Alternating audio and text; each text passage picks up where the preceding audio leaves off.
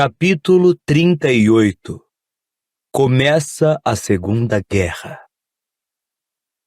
Retorna aquele que não deve ser nomeado. Em breve declaração na sexta-feira à noite, o ministro da Magia, Cornélio Fudge, confirmou que aquele que não deve ser nomeado retornou ao país e já começou a agir. É com grande pesar que confirmo que o bruxo que se autodenomina Lorde... Bom, vocês sabem a que me refiro, está vivo e mais uma vez entre nós, disse Fudge, parecendo cansado e nervoso ao se dirigir aos repórteres. É quase com igual pesar que informamos a ocorrência de uma rebelião em massa dos dementadores de Azkaban, que demonstraram sua insatisfação em continuar a servir ao ministério. Acreditamos que os dementadores estão presentemente recebendo ordens do Lorde das Quantas. Pedimos à população mágica que se mantenha vigilante. O Ministério está presentemente publicando guias de defesa doméstica e pessoal que serão distribuídos gratuitamente em todas as residências bruxas no próximo mês. A declaração do ministro foi recebida com consternação e sobressalto pela comunidade bruxa, que ainda na quarta-feira recebia garantias do Ministério de que não havia fundamento algum nos persistentes boatos de que você sabe quem estivesse mais uma vez agindo entre nós.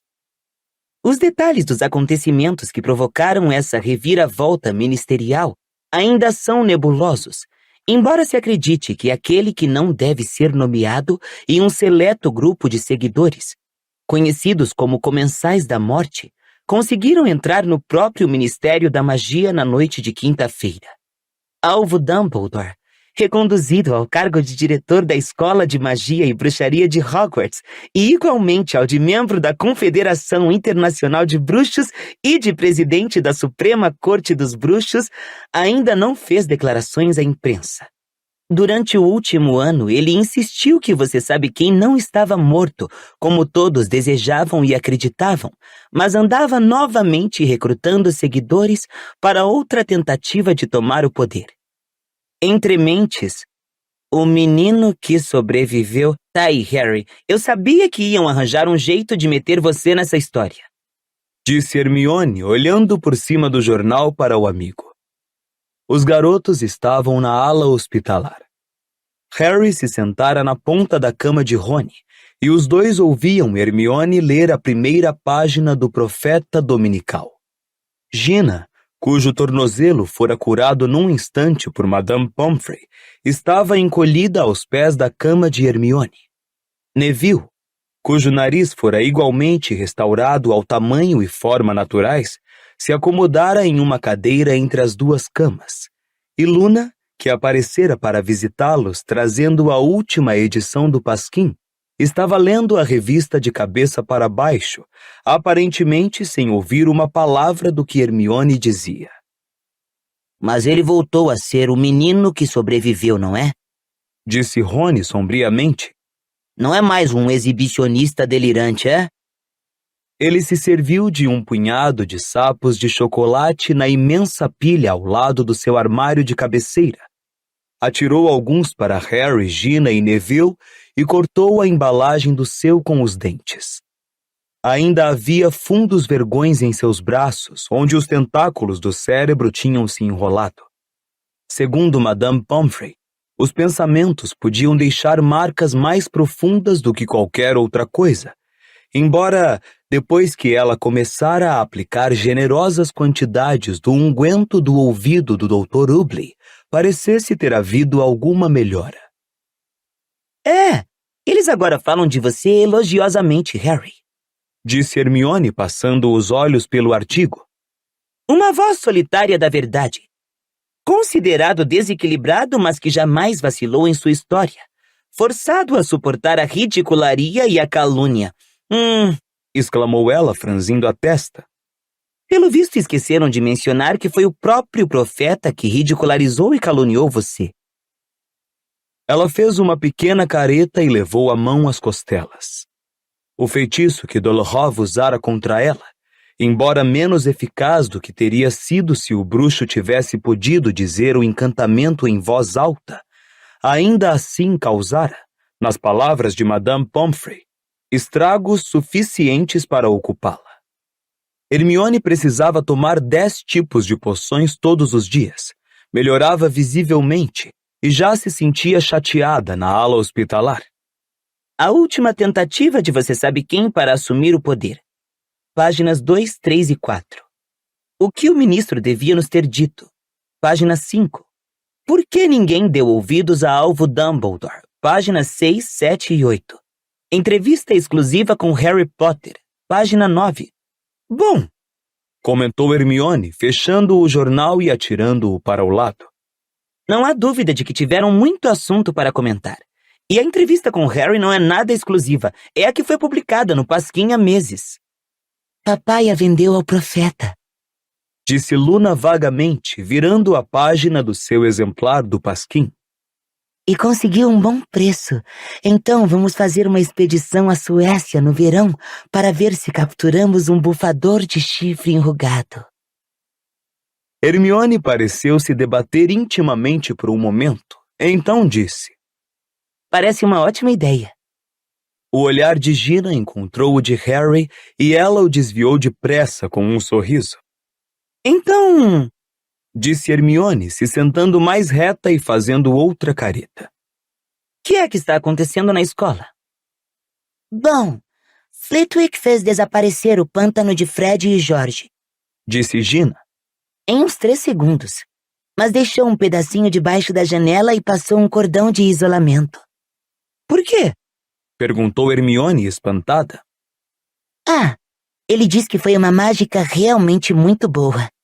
Disse Gina, encolhendo os ombros. Acho que deixou como um monumento a Fred e George. Disse Rony com a boca cheia de chocolate. Eles é que me mandaram tudo isso, sabe? Disse a Harry, apontando para a pilha de sapos. Devem estar faturando bem com aquela loja de logros, é? Hermione fez uma cara de censura e perguntou. Então, todas as confusões terminaram agora que Dumbledore voltou? Terminaram. Disse Neville. Tudo voltou ao normal. Suponho que Filch esteja feliz, não? Perguntou Rony, apoiando o cartão do sapo de chocolate com a cara de Dumbledore em sua jarra de água. Que nada. Disse Gina. Está realmente muito, mas muito infeliz mesmo. Ela baixou a voz e sussurrou. Não para de repetir que Umbridge foi a melhor coisa que já aconteceu a Hogwarts. Os 6 garotos olharam para o lado. A professora Umbridge estava deitada na cama oposta, contemplando o teto. Dumbledore entrara sozinho na floresta para salvá-la dos centauros. Como fizera isso? Como saíra do meio das árvores amparando a professora Umbridge sem nenhum arranhão? Ninguém soube, e Umbridge com certeza não iria contar. Desde que voltara ao castelo, e até onde eles sabiam, não dissera uma única palavra. Ninguém realmente sabia qual era o problema dela tampouco. Os cabelos cor-de-rato, em geral cuidadosamente penteados, estavam revoltos e ainda havia pedacinhos de gravetos e folhas presos neles, mas de outro modo parecia estar inteira. Madame Pomfrey diz que está sofrendo de choque, sussurrou Hermione. Parece mais rabugice. Arriscou Gina. É, mas ela dá sinal de vida se você fizer isso. Disse Rony, imitando o som de um galope com a língua. Umbridge se sentou imediatamente, olhando para os lados alucinada. Algum problema, professora? Perguntou Madame Pomfrey, metendo a cabeça para fora da porta do seu consultório. Não! Não! Respondeu Umbridge, tornando-a afundar nos travesseiros. Não! Devo ter sonhado. Hermione e Gina abafaram as risadas nas cobertas. E por falar em centauros? Disse Hermione quando se recuperou um pouco do acesso de riso. Quem é o professor de adivinhação agora? Firenze vai continuar? Tem de continuar, respondeu Harry. Os outros centauros não querem aceitá-lo de volta ou querem? Parece que ele e Trelawney vão ensinar a disciplina, Comentou Gina. Aposto como Dumbledore gostaria de ter conseguido se livrar da Trelawney para sempre. Comentou Rony, agora mastigando o 14º sapo. Mas veja bem, a disciplina não serve para nada se querem saber a minha opinião. Firenze não é muito melhor. Como pode dizer uma coisa dessas? Hermione o interpelou. Depois de termos acabado de descobrir que existem profecias verdadeiras. O coração de Harry começou a disparar. Não contara a Rony e Hermione nem a ninguém o que dizia a profecia. Neville tinha falado a eles que a profecia se espatifara quando Harry o arrastava para o alto na Sala da Morte. E Harry ainda não corrigira essa impressão. Não estava preparado para ver a expressão no rosto dos amigos quando dissesse que teria de ser ou assassino ou vítima, que não havia opção. Foi uma pena ter quebrado, comentou Hermione em voz baixa, balançando a cabeça. Foi, concordou Rony. Mas pelo menos você sabe quem também não descobriu o que dizia. Aonde é que você vai? Acrescentou, parecendo ao mesmo tempo surpreso e desapontado ao ver Harry se levantar. A cabana de Hagrid. Sabe, ele acabou de chegar e prometi que iria até lá para vê-lo e dar notícias de vocês. Tudo bem então. Resmungou Rony, olhando pela janela da enfermaria para o pedaço de céu muito azul além. Gostaria que a gente pudesse ir também. Dá um alô a ele por nós. Falou Hermione quando Harry ia saindo da enfermaria. E pergunta a ele o que está acontecendo com o amiguinho dele. Harry fez um aceno para indicar que ouvira e entendera e foi embora. O castelo parecia muito silencioso, mesmo para um domingo.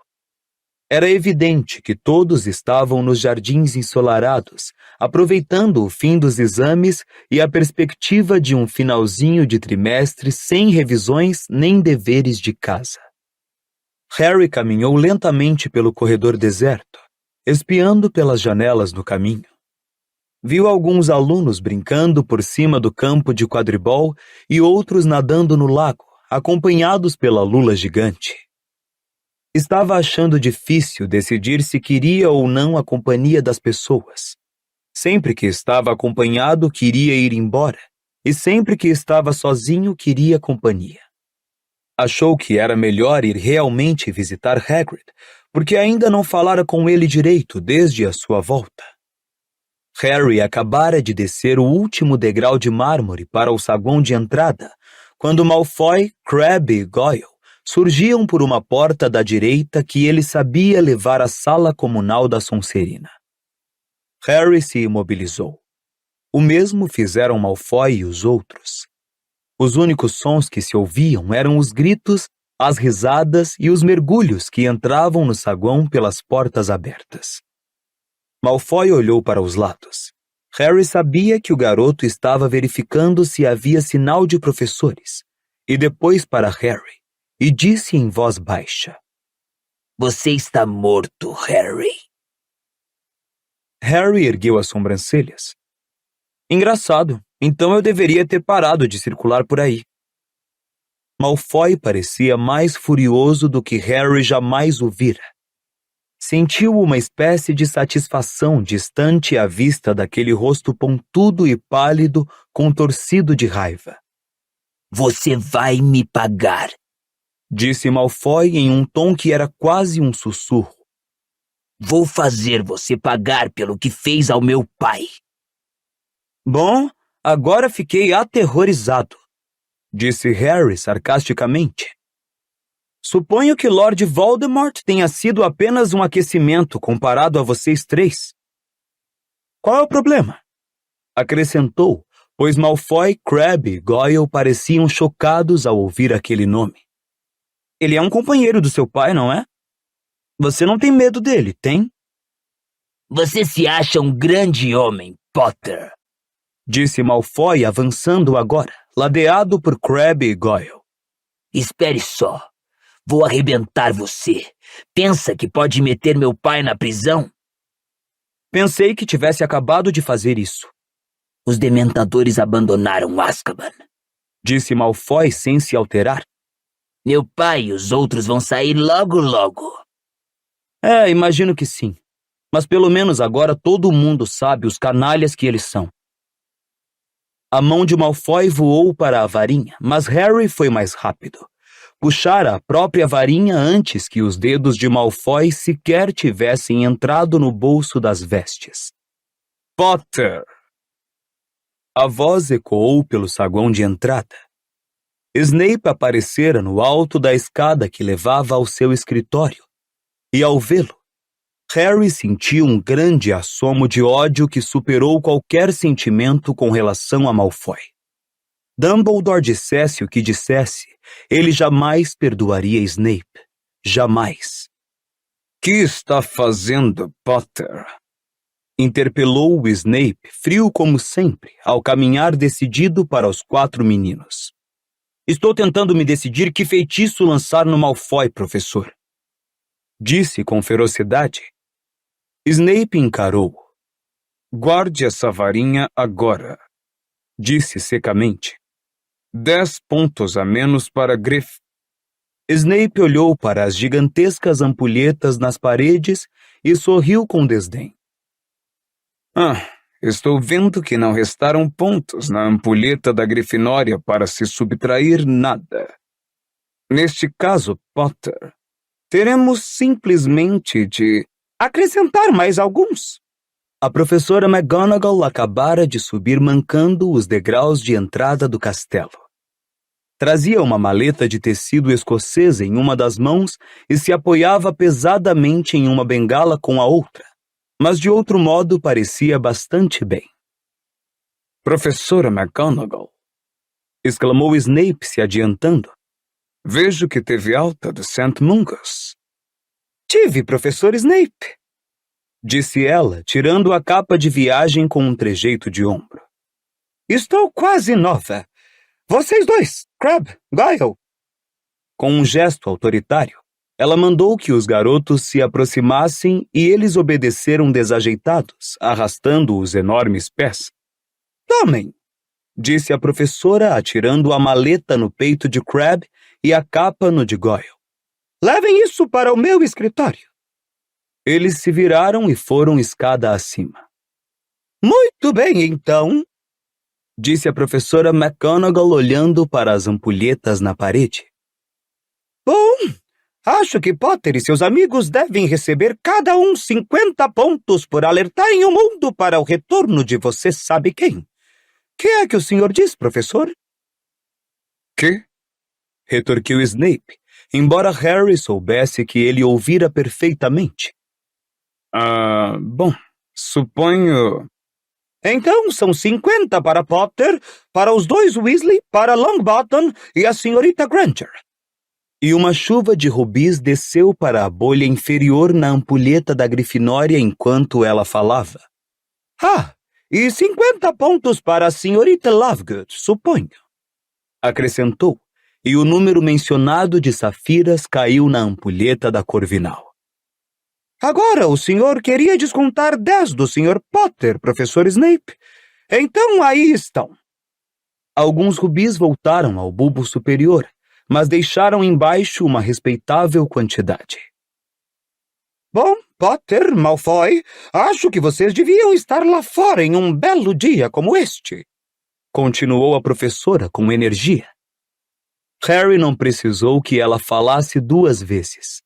Meteu a varinha no bolso das vestes e rumou para as portas de entrada, sem mais olhar para Snape nem Malfoy. O sol forte o atingiu com impacto quando atravessou os gramados em direção à cabana de Hagrid. Os estudantes que estavam deitados na grama tomando banho de sol, conversando, lendo o profeta dominical e comendo doces, se viraram para olhá-lo quando ele passou. Alguns o chamaram, ou então acenaram, claramente pressurosos em mostrar que, tal como o profeta, haviam decidido que ele era uma espécie de herói. Harry não falou com ninguém.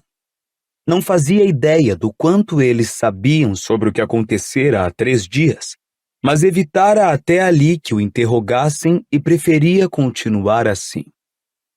Quando bateu na porta de Hagrid, achou primeiro que ele estivesse fora, mas Canino surgiu pelo canto da cabana e quase o derrubou no entusiasmo de lhe dar boas-vindas. Hagrid, veio a descobrir, estava colhendo legumes em sua horta. Tudo bem, Harry? Disse ele sorridente quando o garoto se aproximou da cerca. Entre. Vamos tomar um copo de suco de dente de leão. Como vão as coisas? Perguntou Hagrid ao se sentarem à mesa de madeira com seus copos de suco gelado. Você... está se sentindo bem, não está? Harry entendeu, pela expressão preocupada no rosto de Hagrid, que ele não estava se referindo à sua saúde física. Estou ótimo. Apressou-se a responder, porque não suportaria discutir o que sabia estar na cabeça de Hagrid. Então, onde andou? Estive escondido nas montanhas, em uma caverna, como Sirius quando... Hagrid interrompeu a frase, pigarreou sem disfarces, olhou para Harry e tomou um longo gole do suco. De qualquer jeito, agora estou de volta. Concluiu debilmente. Você está com uma cara melhor. Continuou, decidido a manter a conversa afastada de Sirius. Quê? Exclamou Hagrid, erguendo a mão enorme e apalpando o rosto. Estou. Bom, Grope está muito mais comportado agora, muito mais. Ficou bem feliz de me ver quando voltei, para dizer a verdade. Na verdade, ele é um bom rapaz. Tenho até pensado em arranjar uma namorada para ele. Normalmente, Harry teria tentado convencer Hagrid a abandonar a ideia na mesma hora. A perspectiva de um segundo gigante vir morar na floresta, talvez mais selvagem e brutal do que Grope, era positivamente alarmante, mas Harry não conseguiu reunir a energia necessária para discutir o problema. Começava outra vez a desejar estar sozinho, e com a ideia de apressar a partida, tomou vários goles do suco de dente de leão, esvaziando metade do copo. Agora todo mundo sabe que você andou contando a verdade, Harry. Disse Hagrid, branda e inesperadamente. Assim vai ser melhor, não? Harry encolheu os ombros. Escute. Hagrid se curvou para ele por cima da mesa. Conheci Sirius mais tempo do que você. Ele morreu lutando, e é assim que teria querido partir. Ele não queria partir, disse Harry zangado. Hagrid baixou a cabeça desgrenhada. Não, acho que ele não queria. Disse em voz baixa. Mas ainda assim, Harry, ele nunca foi de ficar sentado em casa deixando os outros lutarem por ele. Não teria se perdoado se não tivesse ido ajudar. Harry se ergueu de repente. Tenho que visitar Rony e Hermione na ala hospitalar, disse maquinalmente. Exclamou Hagrid, parecendo muito perturbado. Tudo bem então, Harry. Cuide-se então e dê uma passada por aqui se tiver um certo. Ele rumou para a porta o mais rápido que pôde e a abriu. Estava fora da cabana e atravessava os gramados ensolarados antes que Hagrid terminasse de se despedir. De novo, as pessoas o chamaram quando passou. Fechou os olhos por um instante, desejando que todos sumissem, que ele pudesse reabri-los e se ver sozinho nos jardins.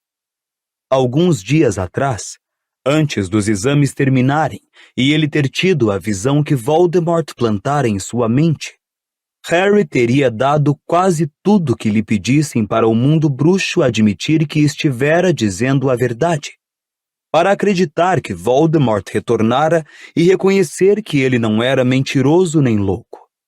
Agora, porém, Ele acompanhou a curva do lago por algum tempo.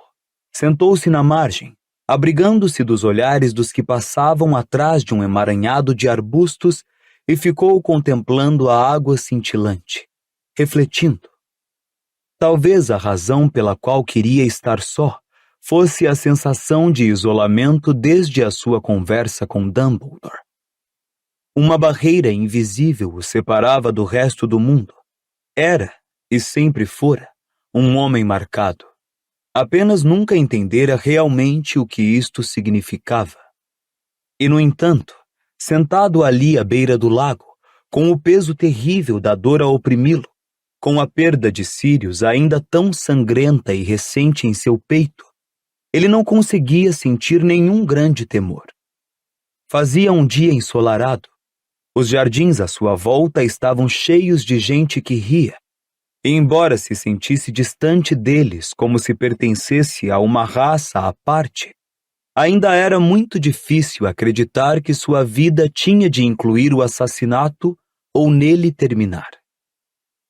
Ficou sentado ali muito tempo, contemplando a água, tentando não pensar no padrinho, nem lembrar que fora na outra margem diretamente oposta que Sirius uma vez tombara, tentando afastar 100 dementadores. O sol já se pusera quando ele percebeu que sentia frio. Levantou-se e voltou ao castelo, enxugando o rosto na manga pelo caminho. Rony e Hermione deixaram a ala hospitalar completamente curados 3 dias antes de terminar o trimestre. Hermione não parava de sinalizar que desejava falar sobre Sirius, mas Rony quase sempre a fazia calar com psius, sempre que ela mencionava aquele nome. Harry não tinha certeza se já queria ou não falar sobre o padrinho. Seu desejo variava com o seu humor. Mas sabia de uma coisa. Por mais que estivesse infeliz no momento, sentiria uma enorme falta de Hogwarts dentro de alguns dias, quando voltasse ao número 4 da Rua dos Alfeneiros. Ainda que agora compreendesse exatamente a necessidade de voltar lá todo verão, não se sentia melhor. De fato, nunca receara tanto voltar. A professora Umbridge deixou Hogwarts um dia antes do fim do trimestre. Aparentemente tinha saído escondida da ala hospitalar durante o jantar, com a evidente esperança de partir despercebida, mas por azar encontrara Pirraça no meio do caminho, que aproveitou essa última oportunidade para fazer o que Fred mandara e correra com ela alegremente do castelo, batendo-lhe ora com uma bengala, ora com uma meia cheia de giz. Muitos estudantes acorreram ao saguão de entrada para vê-la fugir estrada abaixo, e os diretores das casas fizeram apenas meios esforços para contê-los. De fato, a professora McGonagall recostara-se em sua cadeira à mesa dos professores depois de fazer algumas advertências, mas teve quem a ouvisse dizer claramente que lamentava não poder correr aos vivas atrás da Umbridge, porque Pirraça pedira emprestada sua bengala. Chegou a última noite na escola. A maioria dos alunos terminara de fazer as malas e já estava descendo para o banquete de encerramento, mas Harry nem sequer começara. Faça as malas amanhã, disse Rony, que o aguardava à porta do dormitório. Anda, estou faminto. Não vou demorar. Olha, vai andando. Mas quando a porta do dormitório fechou atrás de Rony, Harry não fez esforço para apressar a arrumação das malas. A última coisa que queria fazer era participar do banquete de encerramento. Estava preocupado que Dumbledore fizesse alguma referência a ele em seu discurso. Com certeza mencionaria o retorno de Voldemort. Afinal, fizera isso no ano anterior. Harry puxou algumas roupas amarrotadas do fundo do malão para dar espaço às que dobrara, e ao fazer isso, reparou em um embrulho mal feito em um canto. Não conseguia imaginar o que aquilo estaria fazendo ali. Abaixou-se, tirou-o debaixo dos tênis e o examinou. Em segundos percebeu o que era. Sirius lhe dera a porta do Largo Grimmauld número 12. Use se precisar de mim, está bem? Harry afundou na cama e desfez o embrulho. De dentro caiu um pequeno espelho quadrado. Parecia antigo. Sem dúvida estava sujo. Harry aproximou-o do rosto e viu a própria imagem a mirá-lo. Virou o espelho. Atrás havia um bilhete com a letra de Sirius. Este é um espelho de 2 sentidos. Tenho o par. Se você precisar falar comigo, diga a ele o meu nome. Você aparecerá no meu espelho e poderei falar no seu.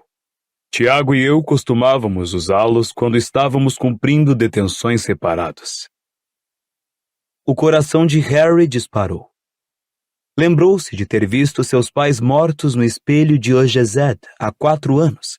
Ia poder falar outra vez com Sirius neste instante. Sentia. Olhou para os lados para verificar se haveria mais alguém ali. O dormitório estava vazio. Ele voltou sua atenção para o espelho, aproximou-o do rosto com as mãos trêmulas e disse em voz alta e clara: Sirius! Seu hálito embaçou a superfície do espelho. Trouxe-o mais para perto, a excitação invadindo-o, mas os olhos que piscavam para ele difusamente eram decididamente os seus.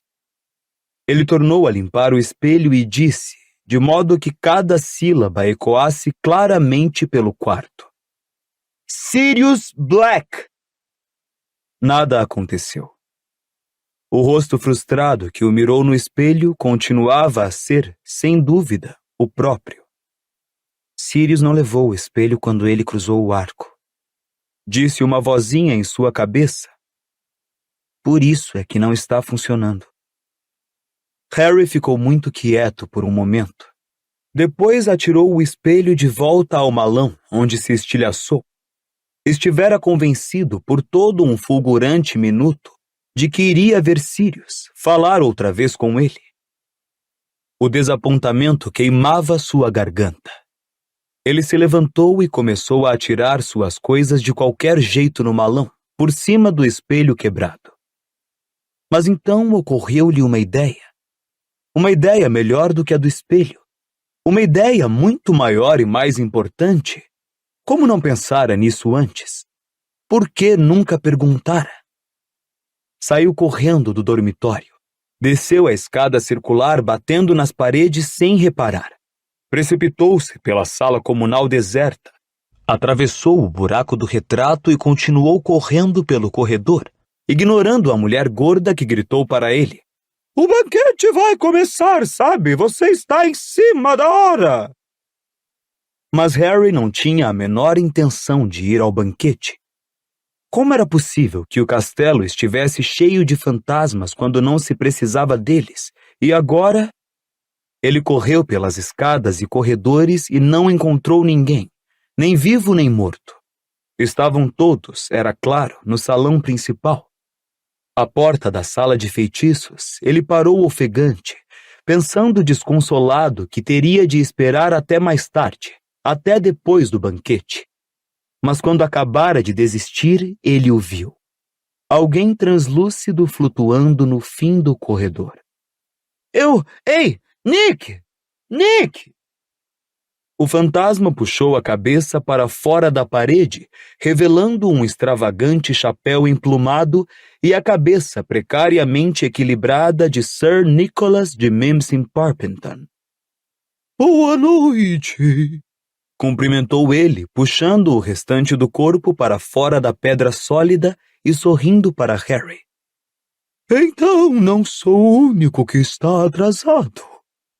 Embora, suspirou, em um sentido diferente, é claro. Nick, posso lhe perguntar uma coisa? Uma expressão muito estranha perpassou o rosto de Nick quase sem cabeça, ao mesmo tempo que inseria um dedo na gola de babados engomados ao pescoço e a endireitava, aparentemente para se dar um tempo de pensar. Só desistiu quando seu pescoço parcialmente decapitado pareceu prestes a desabar. Agora, Harry, Perguntou sem jeito. Não pode esperar até acabar o banquete? Não, Nick, por favor. Preciso realmente falar com você. Podemos entrar aqui? Harry abriu a porta da sala de aula mais próxima e Nick, quase sem cabeça, suspirou. Ah, muito bem, disse ele conformado. Não posso fingir que não estivesse esperando. Harry segurou a porta aberta para ele, mas o fantasma atravessou a parede da sala de aula. Esperando o quê? Perguntou Harry, fechando a porta. Você vir me procurar, disse ele, agora deslizando até a janela e contemplando os jardins onde caía a noite. Acontece às vezes quando alguém sofreu uma perda. Bom, disse Harry, recusando-se a se desviar do assunto. Você estava certo. Vim procurá-lo. Nick não respondeu. Começou Harry, que estava achando a situação mais desconfortável do que previra. É que você está morto. Mas continua aqui, não é? Nick suspirou e continuou a contemplar os jardins. Estou certo, não? Insistiu Harry. Você morreu, mas estou falando com você. Você pode andar para Hogwarts e tudo, não é? Disse Nick, quase sem cabeça, em voz baixa. Eu ando e falo, é verdade. Então você voltou, não? As pessoas podem voltar, certo? Como fantasmas. Não tem de desaparecer completamente. Então, acrescentou impaciente ao ver que Nick continuava calado. O fantasma hesitou, então disse. Não é todo o mundo que pode voltar como fantasma. Como assim? Harry se apressou a perguntar. Só bruxos. Ah! Exclamou Harry e quase riu de alívio. Bom, então tudo bem. A pessoa de quem estou falando é um bruxo. Então ele pode voltar, certo? Nick se afastou da janela e fitou Harry pesaroso. Ele não voltará. Quem? Sirius Black. Mas você voltou, disse Harry zangado. Você voltou. Você está morto e não desapareceu. Bruxos podem deixar uma impressão deles na terra, deslizar palidamente por onde andaram quando vivos, explicou Nick infeliz. Mas muito poucos bruxos fazem essa opção. Por que não? Perguntou Harry. De qualquer maneira, não é importante. Sirius não vai se importar de ser diferente. Ele vai voltar, eu sei que vai. E tão forte era sua crença, que Harry virou a cabeça para a porta, certo, por uma fração de segundo, de que ia ver Sirius, branco pérola e transparente, mas sorrindo, atravessar a porta ao seu encontro. Ele não voltará, repetiu Nick. Terá prosseguido. Que quer dizer com prosseguido? Perguntou Harry depressa. Para onde? Escute. Afinal, o que acontece quando a pessoa morre? Aonde vai? Por que nem todos voltam? Por que o castelo não está cheio de fantasmas? Por que... Não sei responder. Você está morto, não está? Disse Harry exasperado. Quem pode responder melhor do que você? Eu tive medo da morte, disse Nick brandamente. Preferi ficar. Às vezes me pergunto se não deveria. Bom, isto que você vê não é cá nem lá. De fato, eu não estou cá nem lá. Ele deu uma risadinha triste. Não conheço os segredos da morte, Harry, porque escolhi uma fraca imitação da vida. Acredito que bruxos cultos estudem essa questão no Departamento de Mistérios. Não fale daquele lugar para mim, exclamou Harry com ferocidade. Lamento não ter podido ajudar mais, disse Nick com gentileza. Bom, por favor, agora me dê licença. O banquete, sabe? E ele saiu da sala, deixando Harry sozinho, contemplando sem ver a parede pela qual Nick desaparecera. Harry sentiu-se quase como se tivesse perdido o padrinho outra vez ao perder a esperança de que pudesse tornar a ver ou falar com ele. Caminhou em passos lentos pelo castelo deserto, se perguntando se voltaria a sentir alegria. Acabara de virar em direção ao corredor da mulher gorda, quando viu alguém mais adiante, pregando uma nota em um quadro de avisos na parede. Olhando de novo, viu que era Luna. Não havia nenhum bom esconderijo por perto. Ela certamente teria ouvido os seus passos, e Harry não conseguiria reunir energia para evitar ninguém naquele momento. Alô? Disse Luna vagamente, virando a cabeça para ele ao se afastar do quadro. Por que é que você não está no banquete? Perguntou Harry. Bom, perdi a maior parte dos meus pertences, disse Luna serenamente. As pessoas os apanham e escondem, entende? Mas como é a última noite, eu realmente preciso deles, então estou pregando avisos. Ela indicou com um gesto o quadro de avisos, no qual, de fato, pregara uma lista com todos os livros e roupas desaparecidos, pedindo que lhes fossem devolvidos. Uma sensação estranha nasceu em Harry. Uma emoção bem diferente da raiva e da dor que o dominavam desde a morte de Sirius. Levou algum tempo até perceber que estava sentindo pena de Luna. Por que as pessoas escondem suas coisas? Perguntou ele, enrugando a testa. Bom. Luna encolheu os ombros. Acho que pensam que sou meio excêntrica, entende? De fato, algumas pessoas me chamam de Lua Lovegood.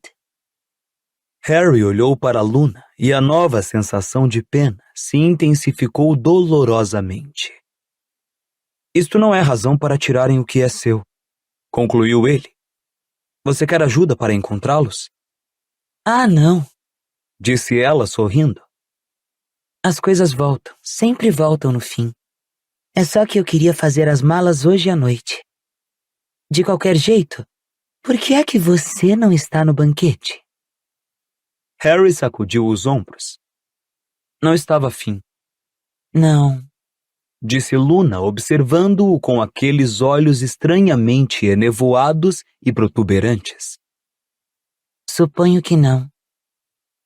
O homem que os comensais da morte mataram era seu padrinho, não era? Gina me contou. Harry fez um breve aceno, mas descobriu que por alguma razão não se incomodava que Luna falasse de Sirius.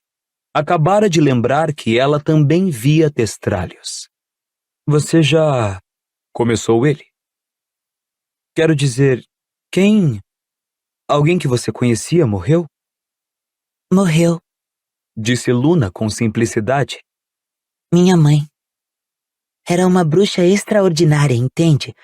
Mas gostava de fazer experiências, e um dos seus feitiços um dia deu errado. Eu tinha 9 anos. Lamento, murmurou Harry.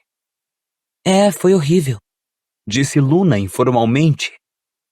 Eu me sinto muito triste às vezes, mas ainda tenho meu pai. De qualquer jeito, ainda vou rever minha mãe um dia, não é?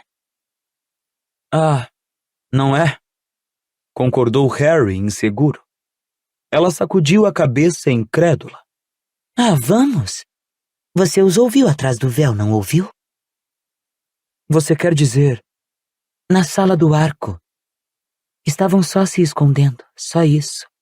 Você os ouviu. Os dois se entreolharam. Luna sorria levemente. Harry não sabia o que dizer nem pensar. Luna acreditava em coisas tão extraordinárias. Contudo, ele tivera certeza de ouvir vozes para além do véu também. Você tem certeza de que não quer que eu a ajude a procurar suas coisas? Perguntou ele. Ah, não. Disse Luna. Não. Acho que vou descer e comer um pudim e esperar que elas reapareçam. Sempre acabam reaparecendo. Bom, boas férias, Harry. É para você também. Luna se afastou, e ao acompanhá-la com o olhar, ele achou que o terrível peso em seu estômago diminuíra um pouco. A viagem para casa no expresso de Hogwarts no dia seguinte foi memorável de várias maneiras. Primeiro, Malfoy, Crabbe e Goyle, que claramente tinham passado a semana inteira à espera de uma oportunidade para atacar sem a presença de professores, tentaram emboscar Harry no trem quando ele voltava do banheiro. O ataque talvez tivesse sido bem sucedido, se não fosse o fato de que, sem saber, eles tinham escolhido o encenado ao lado de uma cabine cheia de integrantes da AD, que viram o que estava acontecendo pelo vidro e acorreram juntos para socorrer Harry. Na altura em que Ernesto Macmillan, Anna Abbott, Susannah Bones, Justino Finch-Fletchley, Antônio Goldstein e Terêncio Booth terminaram de usar a ampla variedade de feitiços e azarações que Harry lhes ensinara, Malfoy, Crabbe e Goyle pareciam simplesmente 3 lesmas gigantescas apertadas em uniformes de Hogwarts, que Harry, Ernesto e Justino penduraram no porta-bagagem e deixaram ali para esvaziar. Devo dizer que estou doido para ver a cara da mãe de Malfoy quando ele descer do trem, disse Ernesto satisfeito, observando Malfoy se contorcer no alto. O garoto nunca chegara a esquecer a indignidade cometida por Malfoy de tirar pontos da Lufa-Lufa durante o breve período em que fora membro da Brigada Inquisitorial.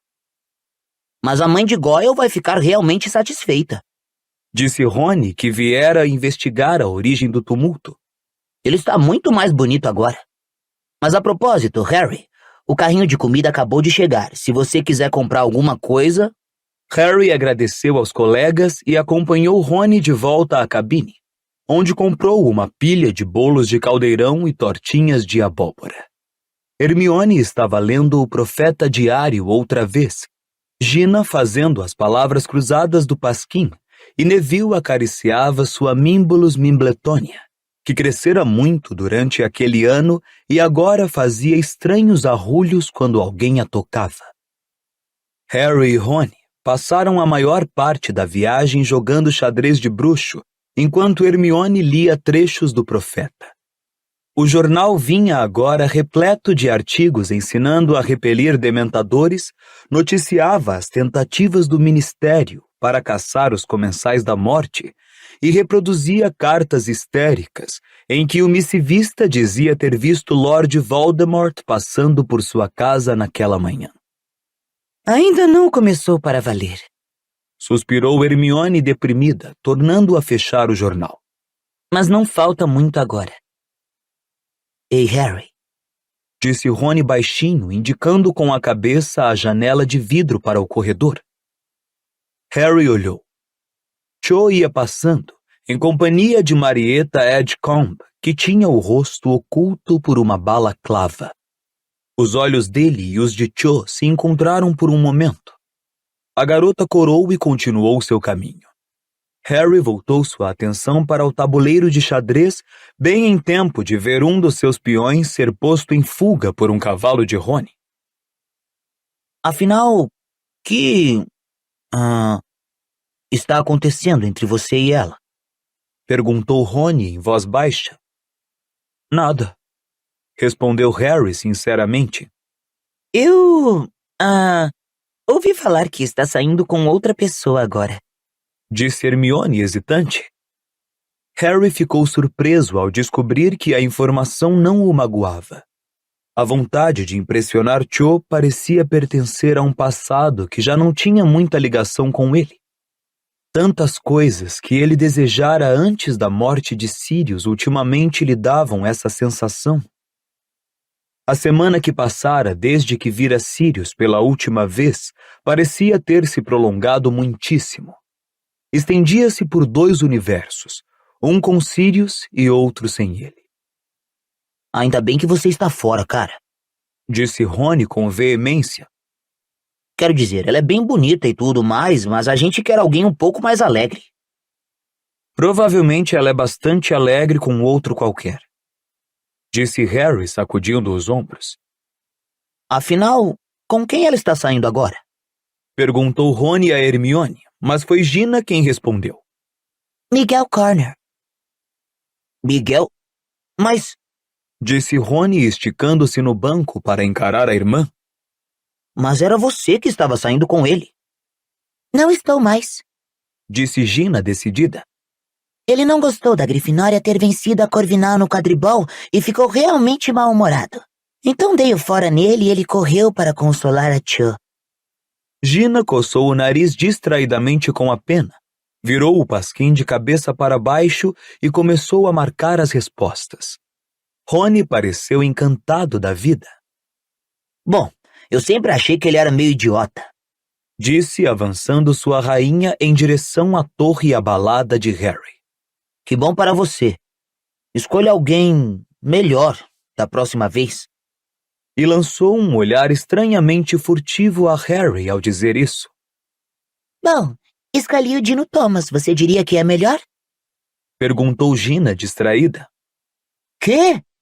Berrou Rony, virando o tabuleiro de xadrez. Bichento mergulhou atrás das peças, e Edviges e Piche piaram zangados do porta-bagagem. Quando o trem começou a diminuir a velocidade, próximo à estação de King's Cross, Harry pensou que nunca tivera tão pouca vontade de desembarcar.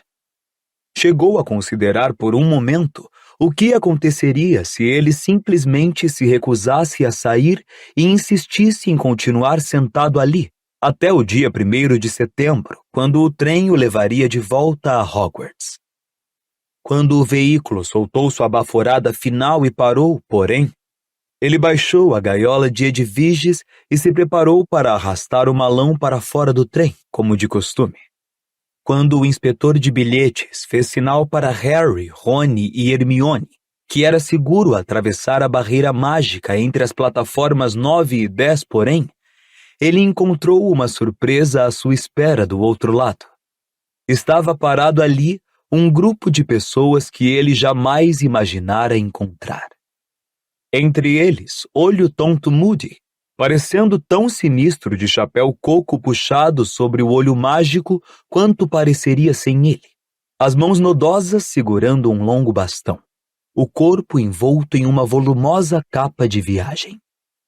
Tonks vinha logo atrás dele, seus cabelos de um rosa chicle de bola berrante refulgindo à luz do sol que se filtrava pela cobertura de vidro sujo da estação, usando uma jeans cheia de remendos e uma camiseta roxo vibrante com os dizeres As Esquisitonas. Ao lado de Tonks estava Lupin, seu rosto pálido, os cabelos grisalhos, um longo casacão puído sobre calça e suéter velhos. À frente do grupo, o senhor e a senhora Weasley, vestidos com roupas domingueiras de trouxas, e Fred e George usando jaquetas novas de um tecido verde e escamoso de causar espanto. Rony, Gina! Chamou a senhora Weasley correndo para apertar os filhos nos braços. Ai, Harry, querido, como vai você? Ótimo, mentiu Harry quando ela o puxou para um abraço também. Por cima do ombro da bruxa, ele viu Rony de olhos arregalados para as roupas novas dos gêmeos. De que tecido eles são feitos? Perguntou ele, apontando para os blusões. Da mais fina pele de dragão, maninho. Disse Fred, dando uma puxadinha no zíper. Os negócios estão prosperando e achamos que podíamos nos dar um trato. Olá, Harry. Disse Lupin quando a senhora Weasley o largou e se virou para cumprimentar Hermione. Oi, disse Harry. Eu não esperava... Que é que vocês todos estão fazendo aqui? Bom, disse Lupin com um leve sorriso. Achamos que talvez pudéssemos dar uma palavrinha com seus tios antes de permitir que eles o levassem para casa. Não sei se é uma boa ideia, disse Harry na mesma hora.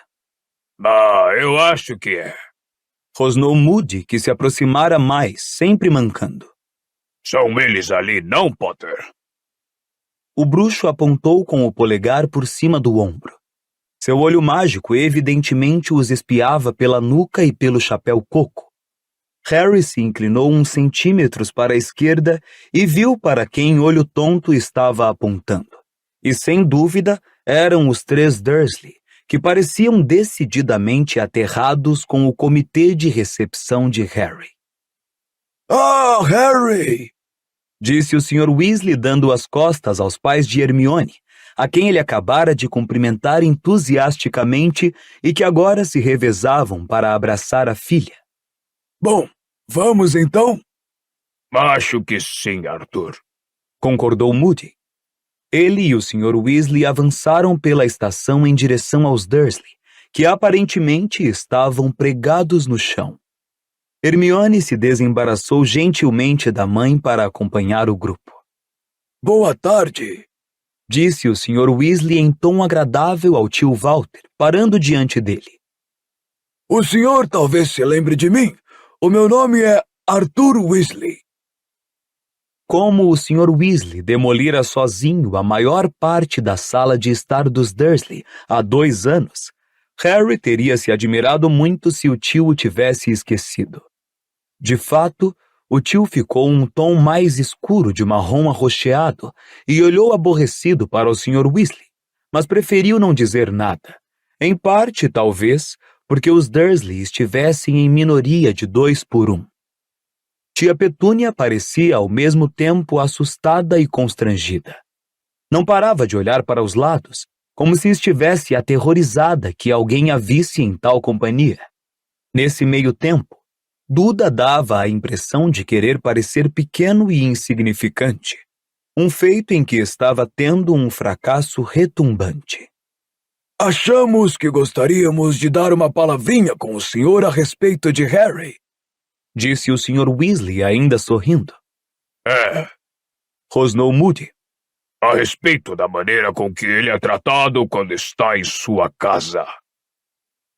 Os bigodes do tio Walter pareceram se eriçar de indignação. Possivelmente porque o chapéu coco lhe dera a impressão inteiramente equivocada de estar tratando com uma alma afim, ele se dirigiu a Moody. Não tenho ciência de que seja de sua conta o que acontece em minha casa. Imagino que tudo de que você não tem ciência poderia encher vários livros, Dursley. Rosnou Moody. Em todo caso, isto não está em questão, interpôs Tonks, cujos cabelos cor-de-rosa pareciam agredir tia Petúnia mais do que todo o resto junto, pois ela preferiu fechar os olhos a encarar a moça. A questão é que achamos que vocês têm sido abomináveis com o Harry. E não se enganem. Saberemos o que fizerem, acrescentou Lupin em tom agradável. Verdade, disse o Sr. Weasley. Mesmo que não deixem Harry usar o Felitone. Telefone, sussurrou Hermione. Se tivermos a menor suspeita de que Harry foi maltratado de alguma forma, vocês terão de se ver conosco, disse Moody. Tio Walter inchou agourentamente. Sua indignação pareceu ultrapassar até o seu medo de um bando de excêntricos. O senhor está me ameaçando! Disse em voz tão alta que alguns transeuntes chegaram a parar para olhar. Estou, confirmou o Olho Tonto, que parecia muito satisfeito de que tio Walter tivesse entendido tão rapidamente. Eu pareço o tipo de homem que se deixa intimidar? Vociferou ele. Bom, disse Moody, afastando o chapéu coco da testa para mostrar o olho mágico, que girava sinistramente. Tio Walter saltou para trás horrorizado e colidiu dolorosamente com um carrinho de bagagem. Eu teria de dizer que sim, Dursley. Deu as costas ao tio Walter para examinar Harry. Então, Potter, dê um grito se precisar de nós. Se não soubermos notícias suas 3 dias seguidos, mandaremos alguém. Tia Petúnia choramingou lastimavelmente. Não poderia estar mais claro que estava pensando no que os vizinhos diriam se avistassem alguma dessas pessoas entrando pelo seu jardim. Tchau então, Potter, disse Moody, segurando com a mão nodosa o ombro de Harry por um momento. Cuide-se, Harry, disse Lupin em voz baixa. Mande notícias. Harry, tiraremos você de lá assim que pudermos. Sussurrou a senhora Weasley, abraçando-o mais uma vez.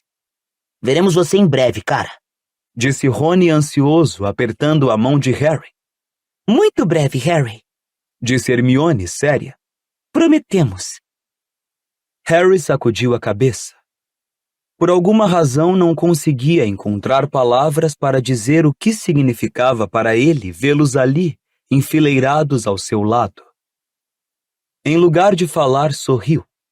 Ergueu a mão num gesto de despedida, virou-se e saiu da estação para a rua ensolarada, com tio Walter, tia Petúnia e Duda andando depressa para acompanhá-lo.